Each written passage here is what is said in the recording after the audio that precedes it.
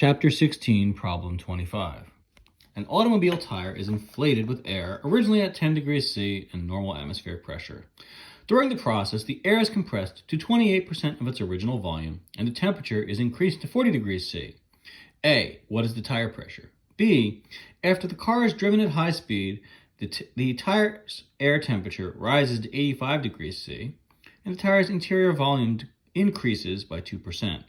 What is the new tire pressure? So to begin with, we're going to be using PV equals nRT, and we have two states here, kind of before and after for problem part A. So we have P1 V1 equals N1 R T1, P2 V2 equals N2 R T2. We know that the number of moles of gas doesn't change. The only way that could happen is if a chemical reaction was going on, and nothing is said about that. So the number of moles before and after is the same. So N2 equals N1 equals N. The temperature is 10 degrees C, which puts it around 283 Kelvin. The pressure 1 initially is 1 atmosphere. And we don't know the initial volume, but we know that the second volume, volume 2, is around 28% or 0.28 of volume 1. So you can write the equation 1, which I'm calling star 1, is 1 atmosphere times V1 equals NR times 283 Kelvin. Star 2, we know that the temperature afterwards is raised to around 40 degrees C, and that is 313 Kelvin, which I didn't put up top for you, but is true. So we have pressure 2, which we don't know at the time, times 0.28 V1, because volume 2 is 28% of V1. That equals NR times 313. So if we divide star 2 by star 1, so we're at P2, 0.28 V1 equals NR 313 divided by 1 times V1, which is P1 V1, equals NR, those are the same, divided by 283. So you divide everything on this side, V1 cancels out, and that's the equal sign.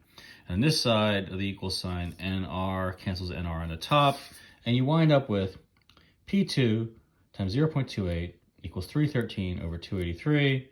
So if you can rearrange that for pressure 2, you get pressure 2 is 313 divided by 283 divided by 0.28, which is 3.95 atmospheres. Now in part 2, we mentioned that the car is driven at a high speed, so the temperature raises. So now we have P2 V2 equals nRT2. That's the initial temperature at the beginning of part 2, and that's going to change to a new temperature, which will also hold to the ideal gas law. So we're going to do the same thing we just did. Divide P2 V2 equals nRT2 divided by P3 V3 equals nRT3, which we'll do here. We know that volume 3 increases to 1.02 times volume 2. So the volume increases a little bit because you've heated up the tire by rolling it around a lot. Friction has heated up the air inside, which causes the tire temperature to go up, which causes the volume of the gas to go up a little bit. So volume 3 is 102% of volume 2, or 1.02 times volume 2. Pressure 2, initially, we know is 3.95 atmospheres because that's where we start out.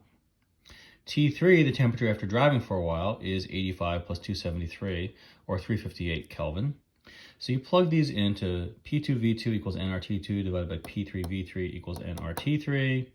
You get 3.95 for pressure 2 times V2 equals NR 313. Pressure 3, which we don't know at the moment, equals 1.02 times V2, which we've already defined up there, and that equals NR times 358. So the V2's cancel on top and bottom. Remember, because this is V3 here, which is 1.02 V2. So those V2's cancel, and we are left with P3 on the bottom, 1.02 on the bottom, 3.95 on the top, and on this side, 313 over 358. You can rearrange this to solve for P3, 3.95 times 358, divided by 313, divided by 1.02. That equals 4.4 atmospheres.